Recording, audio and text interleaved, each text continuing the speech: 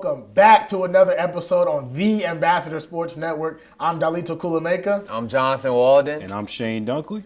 And notice how I didn't say host. You're going to be seeing a lot of people in this episode yes, because this episode is going to drop on Monday because it's a nice little 3-day weekend. MLK Day is on Monday. I'm excited, man. Oh, wait. I thought it was National Championship Day. Oh, yeah, that too. But I mean, MLK Day is more important, no. obviously. Do you know what today is? It's our anniversary. Hello. Yeah. Our anniversary. Yeah, Tone. Rest in peace.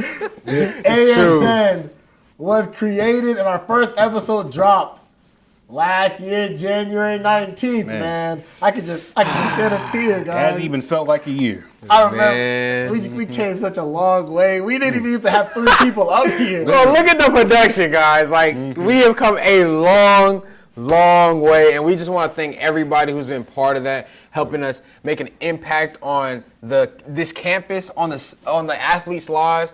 Just everybody who's put in their blood, sweat, and tears to the ASN, the production, the camera crew, everybody who's part of this team. We are thankful for that, and we are thankful for you guys' support as well. Of course. And today, in this episode, it's going to be why the ASN has gotten to the points where it has gotten. That's why me, Jonathan, and Shane, we're not even going to be the main faces you see on this because we have a rotating cast now where we don't just have to be the 3 of us up here. We can let other people come up here and get shine because ultimately the ASN is a tool that we use to help build our resumes and also honor the athletes in our school as well.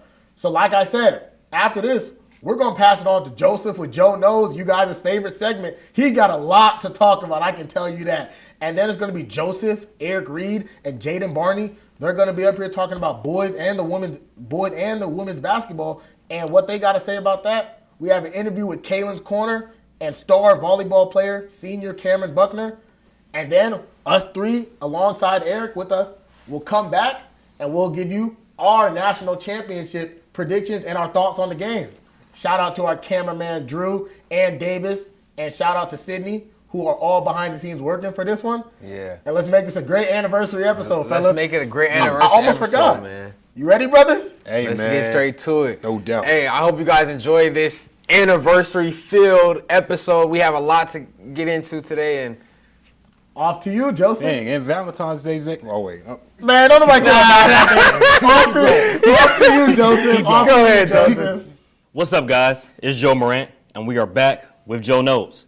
Now, today, we're going to do things a little bit different. So earlier this week, we posted a reel, and in that clip, I made a statement about women's player Trinisha Nene Adams, saying how she might be the greatest women's basketball player in Oakwood history. Now, that particular statement got a lot of feedback, such as people mentioning other players from previous years, dating as far back to where stats weren't even recorded. One particular thing that was said was the mention of a former player who was apparently Oakwood Steph Curry of the 90s. I said on Tuesday in response to that we have that right now. And on Thursday, Nene Adams proved that. Play the clips, Drew.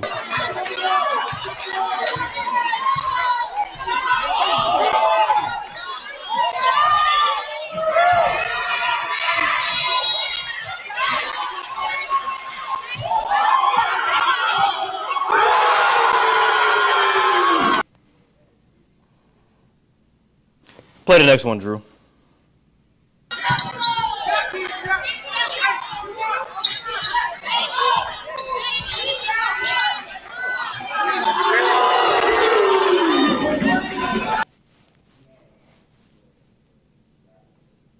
Next one, Drew.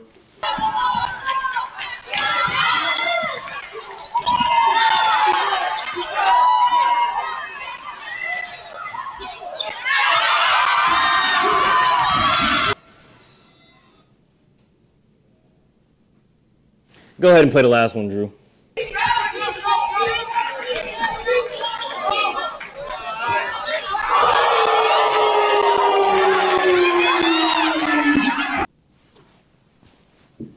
A logo 3 in the fourth quarter? Are you kidding me? Let me just talk a little about Nene, what she did last night and on the season. 22 points, 4 assists, 6 of 10 from 3, and she added 5 steals, showing that she plays both ends of the floor. She leads all scorers on the team, averaging 14 a game and a notable 44% from three. She leads all of the conference in three-point percentage and attempts, averaging 9 a game. Like I said, Trinisha Nene Adams is the GOAT. In the famous words of Kendrick Perkins, carry on. I'll be your host today for your men's and women's basketball segment, and today I have with me Jaden Barney. And Eric Reed. And without further ado, we're going to go ahead and get into it. So last night, we had a doubleheader featuring our Lady A's taking on Talladega in a rematch from their previous matchup played at Talladega College, where our Lady A's took that game, winning 85-58. This time at home, they won 72-56, which was propelled by a 22-8 run in the third quarter. Nene Adams led all scorers with 22 points, including 6 for 10 from three, with 5 steals and 4 assists. Kamaria Murray added 17 points, 4 rebounds, 3 assists, and 4 steals. With this win, the girls advanced to 10-5 on the season and 6-0 in the conference. So guys, on a scale from 1 to 10, what is your confidence level in the girls team winning their first tournament game? Or even further than that? Barney. Be honest with you, Joe, I'm going to have to go ahead and say give me a solid 9.5, 10, man. We've seen what they've done so far. As you said, they're coming in with this high streak of playing, especially when you look at what their starting lineup's been looking like, man. You have Trinisha, who's just been killing, man. You look at how she just knows how to build that chemistry with her team so far, and how she's just been consistently moving. We also look who's down in the paint as of lately. We've seen that Sanaya's just been executing, been staying on the block, being a defensive weapon, and also when it comes to her rebounding and her shooting ability and scoring ability, she's been outstanding. So I truly think with these different key pieces, and they have this chemistry that just has propelled them thus far, and I just see them going very far. Eric, talk to me. My confidence in this team is a solid 8 because this team is looking unbelievable so far, but I'm noticing just little mistakes that have followed them throughout the season. Like yesterday against Talladega, early on, they weren't running their shooters off the line, not getting into sets on offense. The first good shot doesn't always mean the best shot, and they had a lot of helter-skelter turnovers that could be easily avoided. And if we can fix up those little mistakes, my 8 could easily go to a 10.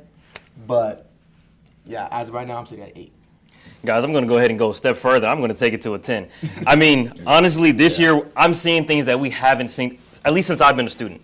And one thing in particular, so last year, we had Sanaya Keys averaging 19 points and 11 rebounds in order for us to get some wins. Yesterday, she only scored 4 points and only shot the ball 4 times, and we still won in a blowout. Not to mention that Talladega is actually 10-3 on the season. 2 of the losses come to us. We're undefeated in the conference. I think that we have a big chance of winning the conference tournament and ultimately being a shoe-in for the ultimate NAIA tournament. So I'm going to go ahead and say I'm at a 10. I think this is our year to win. I've been harping on the girls all season. I'm incredibly excited for what's in store for them. So before we get to the men's segment, we're going to go ahead and we're going to shoot to Cailyn's corner, and in that she's going to have an interview with volleyball team's captain, Cameron Buckner. Hello everyone, my name is Cailyn Sterling and welcome back to Cailyn's Corner. We are back from the break and I have a very special guest with me today. Hi everyone, my name is Cameron Buckner and I'm excited to be here. Yes, and Cameron is the captain of our volleyball team. So I wanted to ask you a few questions, starting off with, how are you feeling now that the season is over? I'm feeling a little bit sad, only because I've kind of been there kind of from the beginning of our rebuilding process when it comes to just, renaming Oakwood Volleyball. So it's a little emotional for me because now that I'm leaving, I'm positive that I'm leaving it on a really good note, as far as the coaching staff, as far as just the players, and as far as, how this is going to look in the next couple of years. Yeah. So as the captain, is there anything you saw specifically your teammates develop over the season? I would say kind of just overall knowledge and overall just, I would say team chemistry, because I think that's one of the biggest, maybe the hardest parts of just being on a collegiate team. Everybody's coming from different places, different cities, and just to be able to come together in such a short amount of time, because we don't really have a real preseason. We don't really start the season, as early as everybody else. So it's hard for us to be able to connect on a very, limited time. So I would say just our team chemistry and then just the knowledge of the sport. Like, of course, we all come from different places where we learn different things. Yeah. But at the same time, learning things together and how to get through them together, especially anything that involves a team, I think was really good. And, you know, we're able to rebuild on that and, you know, figure that out. So when you think back on the season, is there a specific word or maybe a moment that stood out to you throughout the season specifically? I would say perseverance. We've always had, I wouldn't say people look down on us, but we've always had kind of just obstacles that weren't able to be seen. Like, just, you know, Oakwood volleyball in general, nobody's thinking about volleyball when it comes to Oakwood University. So just for that, and just to think about, you know, how far we came in the conference, nobody in the conference was thinking that we were going to do as good as we did. We were ranked, I think preseason ranking was like number 8 or 9. When we have we had a lot of awards from the previous year. So it was like kind of hard to really just push past everyone's comments and everyone's assumptions of us and just really just push through that. So perseverance, because at the end of the season, we ended up being second in our side of the conference. And honestly, I would say where they had us ranked, probably 4 or 5 of the teams above us we beat in the following season. So I'm so proud of you guys. That's a really good word. Yeah, I'm proud of us too. So you are a 4-year volleyball player. What would you say is what made you stay so long and stay so focused and stay so determined playing volleyball, and how have you improved from your first year to your final year here? I would say it wasn't easy. There's no easy part of wanting to stay where you're at. I think the biggest part of me staying was just how much I cared, because I've known Oakwood for my entire life. But I've never seen it in the athletic light. I've always seen it in the music light. I've always seen it in the spiritual light. So for me to want to come here, play on the team, just a little background, I've been playing since I was like 6 years old. So I really could, I mean, I'm not trying to say this, but I really could have gone somewhere else. But just to still be around family, because my family lives here, just to be around my dad, because he's like my first coach that I've ever had, you know, playing volleyball. And just to kind of just, I wouldn't say give back, because, you know, this is my first time being at Oakwood, but kind of giving back to Oakwood athletics and trying to pour into what I know that it could have, like it can be. So I would say that was probably the biggest part of me staying, was just how much I cared. And it really paid off, like from my first year being here to the last, like the progress, it shows, like stats show, like our games show. So it's like, it's not that any time was wasted, but of course I couldn't do it by myself. Just everyone being able to stay and just caring about the program is really what is going to put it over the top. So wrapping up, do you have any final words to say to anyone who has supported you over your time at Oakwood, or anyone who has supported the volleyball team this past season? Yeah, I think I can speak for the team when I say that our biggest support has come from the fans. Especially this past year, we've just felt such like a warm hug when it comes to people supporting us, because I think people have started to finally realize that Oakwood volleyball, like it's good. You know, like this was something that people could come and watch and be like, this is entertaining, our volleyball team is good, and they really could, you know, they really could beat anybody. So I would say a big thank you to just the Oakwood student section, I guess, because we brought that back this year. And just the staff in the athletic department, coaches, big thank you to coaches. Even from my starting year, Coach Bell, he kind of instilled a lot of character in us.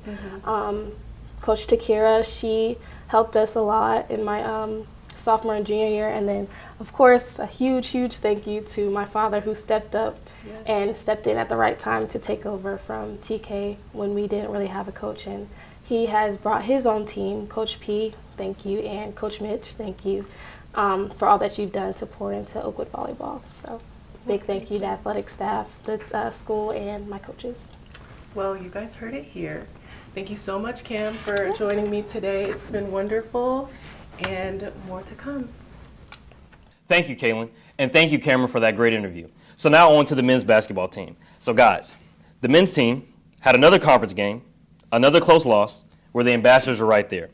The game started off ugly with Talladega building a 19-point lead early in the first half before the Ambassadors would cut it to 8 at the half. But the Tornado, Sean Walker, would prove to be too much, with 25 points and 10 rebounds and only missing 2 shots. The second half was a battle, but the Ambassadors would go on to suffer a close 75-70 loss. Guys, why do the boys keep suffering close losses in these conference games? And what can they do to get over that hump? I'll take it from here, brother. Go ahead. Easily, free throws. Free throws. This is their third lost game in a row, and they have shot in the streak. They've shot 57% from the free throw line, averaging 10 missed free throws a game. And all these losses have come from single digits. If you go 50%, worst case scenario, you might go to overtime. Best case scenario, you win the game. Simple. The shots are free. You practice them all the time. You shot 1,000 in your life. There's no reason why you should shoot 50% from the free throw line as a collective. I have to continue with my main man, Eric. It's free throws and also just communicating. This isn't a one-man show.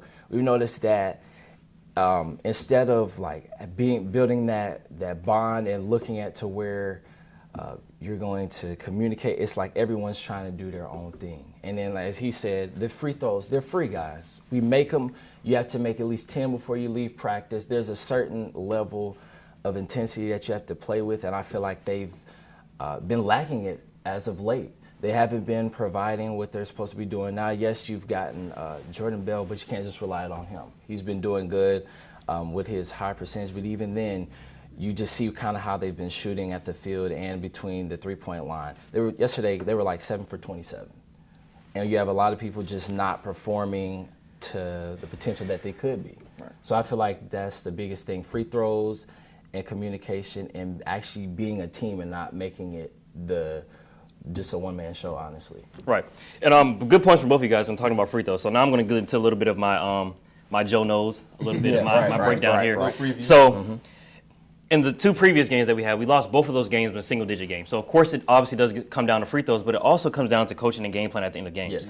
Sean Walker, he did have 25 points and 10 rebounds. However, he's 6'7", and he's also probably around 300-plus pounds, maybe. Yeah. And so I'm guessing we have a lot of small ball players. So guys like Jordan Green, Jordan Bell, Joshua Barnett, these guys, when we get them out in defensive and offensive situations, when we get that guy on the perimeter, we have to work those isolation matchups and make him move his feet.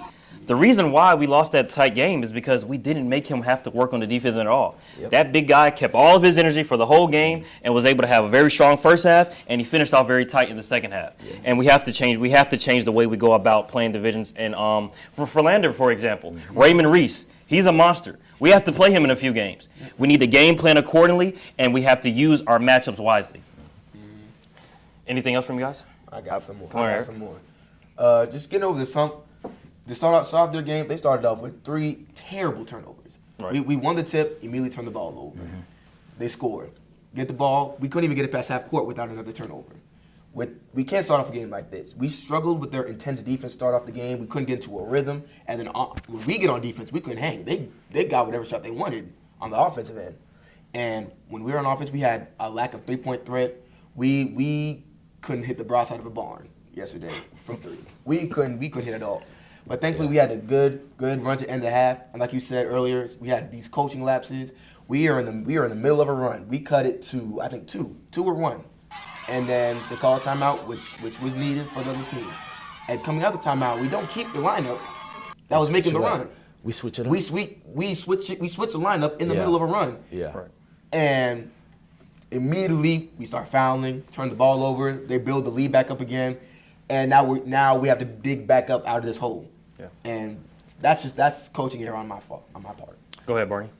Discipline, man. You had a few people who foul out. So I think that's the big thing is you got to be disciplined on the defensive end. You have very key people who fouled out towards the end of the game when you need it most. That being Barnett. Yeah, that being Barnett. So once you have him out, now there's no one to stop Sean.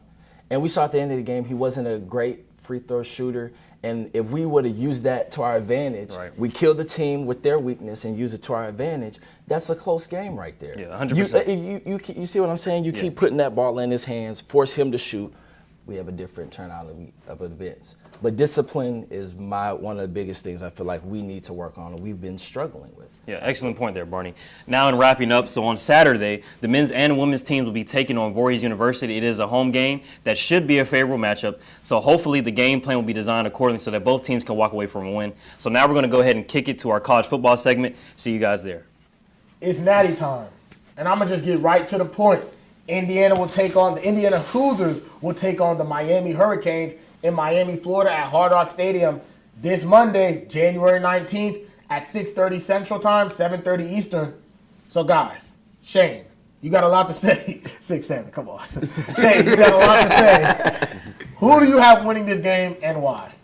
Yeah. And please keep it concise so we can all get to our points. Okay, yeah. No. I'll keep it extra short. Miami has no chance in this game. Miami has no chance in this game. Indiana is a powerhouse. And it's so remarkable how they've been doing this where just 2 seasons ago, I think they had 2 or 3 wins. Mm-hmm. That's insane. So first, last year, make the playoffs, and then now look like the 2012 Alabama Crimson Tide. That's insane. I got Indiana winning by 30-something. I got Indiana winning 41-16.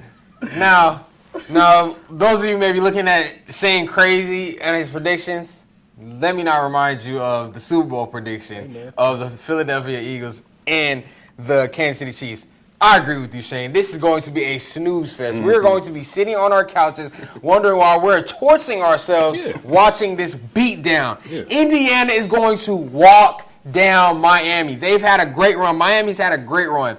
But when we look at the Indiana Hoosiers coached by the clearly Nick Saban's long lost brother. Gauntlet of coaches, assistant coaches, coaching staff. Mr. Signetti, he's done a phenomenal job with this team, especially with the dogs. This is like, you're probably looking, but they don't got no 5 stars. No. These are guys that play the game and are hungry. And they're about to do the Miami, the whole state of Florida. They're about to violate Florida. Go ahead. Yes, the Hurricanes.